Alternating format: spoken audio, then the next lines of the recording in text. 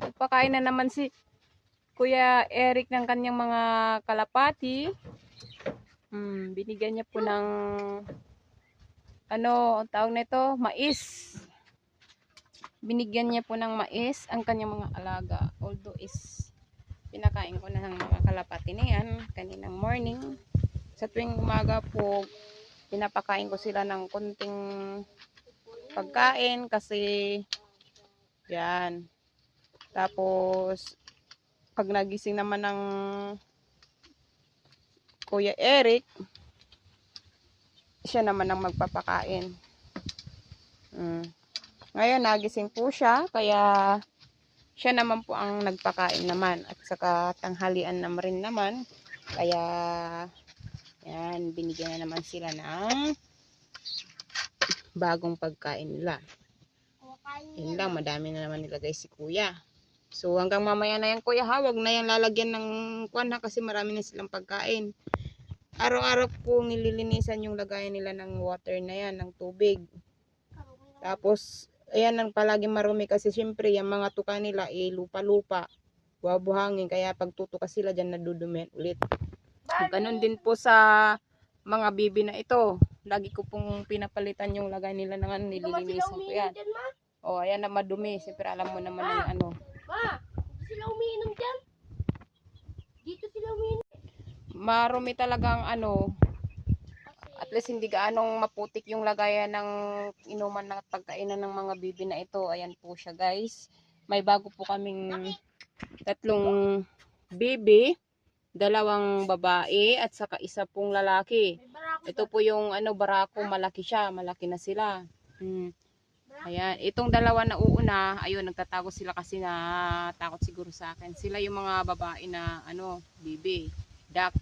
Ito yung nahuhuli ang barako. Siya po yung pinutulan po ng, ginupitan po ng ano niya, sa hulihan yung buntot niya ay buhok. Ayun, pakpak.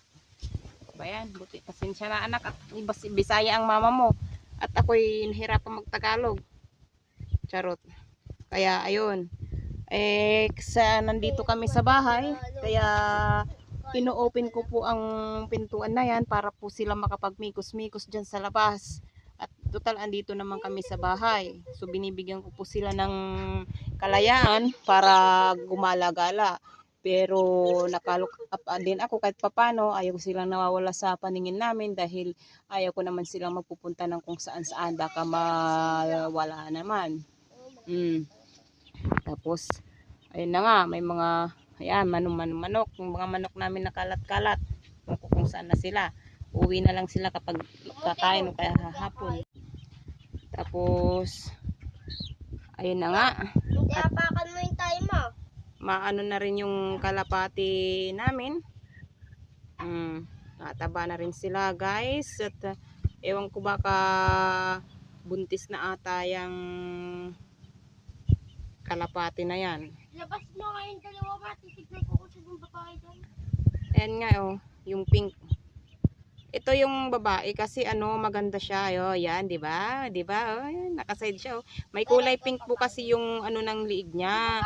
Kaya hula-hula hoop po naman guys. Ayan ang babae kasi ang ganda niya talaga. Grabe, ang ganda ng ano niya, yung balahibo niya, may pagkaan talaga siya. Yung ayan may pink siyang puti, ang ganda. First time po akong nakakita ng kalapati ng ganyan. Ganyan ang ano ng balahibo niya, guys. Tapos ayun naman po yung nasa taas is yan. Yan po ata ang lalaki. Babae yan? Yung nandiyan. Oo, babae yan. Kasi parang ramdam ko lang lalaki siya eh. Ayan, di ba? Parehas lang yan.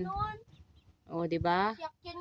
Yung yan ang lalaki. Yan naman mayroon siyang palatandaan sa paanan diyan. Ayan guys, at nilagayan ng anak kong si Eric. Siya po ang naglagay niyan. Ilagyan po nila. Ano siya, pigeon na ano. Hindi ko alam kung anong klaseng ano to. Kalapati.